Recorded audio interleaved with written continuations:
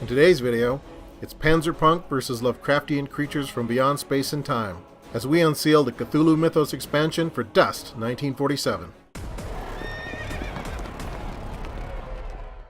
Well, hi everybody, it's Lee from SkirmishWargames.com. Welcome to the channel.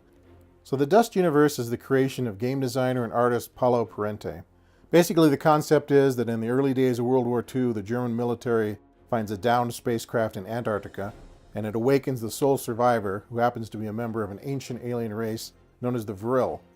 Using alien technology and a new mineral-based energy source they call VK, the Germans start developing new weapons such as armored walkers, zombie troopers, and intelligent super apes, which they use against the Allies and the Soviets. So some of you watching this video probably know the history of the Dust universe a lot better than I do. But from what I understand, Dust actually existed as a comic book and in other forms of art prior to becoming a tabletop game.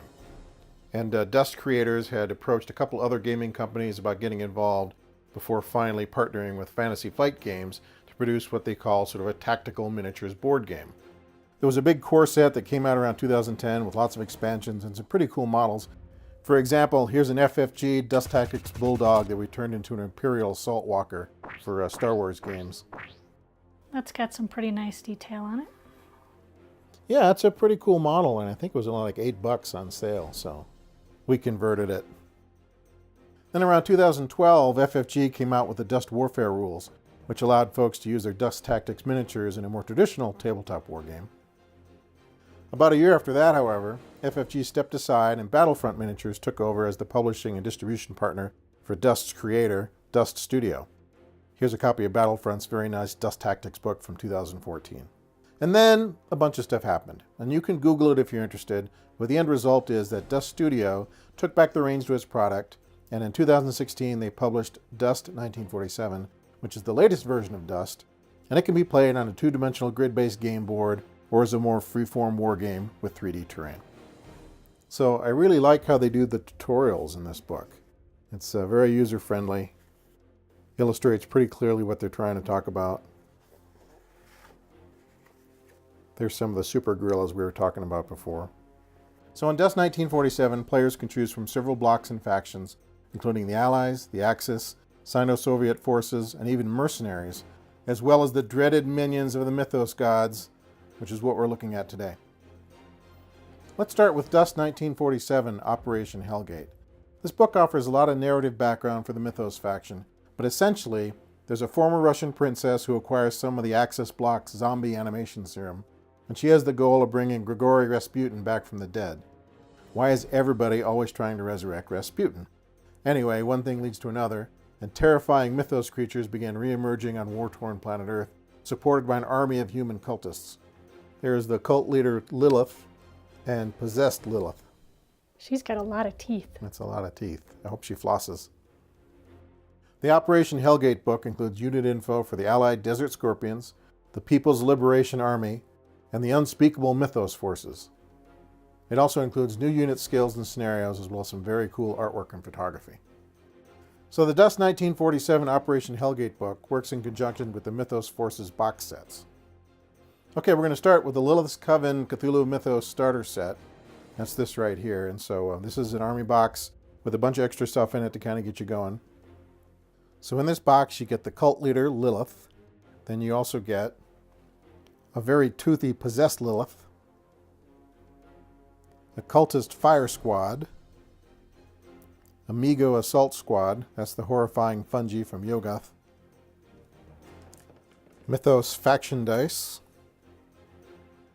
The box set also includes this neoprene gaming mat, a couple of terrain pieces, some other miscellaneous stuff.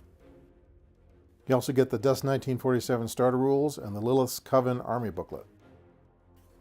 Okay, so here's the starter rule set that comes with the army box. And again, they do a pretty good job of illustrating the gameplay. And then this booklet here, this pretty much outlines the Mythos forces included in the army box. So, yeah, nicely done. What do you think of that? Very toothy. Okay, so there is the Lilith's Coven Cthulhu Mythos starter set. And one of the interesting things about Dust is you can purchase some of these models either in the primed versions, as featured in this box, or the fully painted premium versions. Okay, so here are the Mi-Go Raiders as opposed to the Mi-Go Assault Squad. So this is a premium set, so these are painted, and the Assault Squad from the Army box is just primed. So here is a primed figure from the Mi-Go Assault Squad, and then here is a fully painted figure from the Mi-Go Raiders premium line. Yeah, so pretty nice paint job on the Flying Mushroom from Yuggoth. And then here is the premium Cthulhu Mythos Cultist Fire Squad. So these are the painted ones. So there is the painted version versus the unpainted version. And as you can see, the detail on these is actually pretty good for pre-painted miniatures. But what we didn't get in the Fire Squad box was a Lilith or a possessed Lilith, so we'll have to paint these up ourselves. Okay, well, since the Mythos forces are likely to face VK-powered armored walkers at some point, they need some heavy hitters of their own, and that's where the first summoning army set comes in. So this is a primed set, not a fully painted set, but if you want to pony up for it, these are available fully painted. So as with the Lilith Coven starter set, this army box includes a booklet, which kind of goes over the forces included in the army box. So that is the Spawn of Cthulhu and the Avatar of Nyarlathotep, otherwise known as the Crawling Chaos. So in the box you get one Avatar of Nyarlathotep and two Spawn of Cthulhu, which are the physical manifestations of Cthulhu's dreams. Now that we got all this Cthulhu goodness running all over the World War II battlescape, here's some Mythos-appropriate terrain that you can use for Dust 1947 or any Lovecraftian type wargame scenario. So this is the Cthulhu Shrine resin model, which looks awesome. Dust also offers a Cthulhu Lamasso pillar and a Cultist dwelling model, which we do not have, but they're very similar in style to the Cthulhu Shrine. Dust also makes some really nice Babylon wall and house ruins, as well as this abandoned well, so don't fall in. They also make this piece of Middle Eastern impassable terrain. We purchased the primed version and then painted it ourselves. So while all these ruins are made with Dust 1947 in mind, you could certainly use them for a Tatooine scenario, a pulp action Indiana Jones type skirmish game, or any setting where you need crumbling desert ruins. Well folks, thanks very much for watching. We hope you enjoyed this look at the Dust 1947 Cthulhu Mythos miniatures and terrain and rulebooks and such. If you like our content, please subscribe to our YouTube channel. Please give this video a big thumbs up and or visit us online at our website, skirmishwargames.com.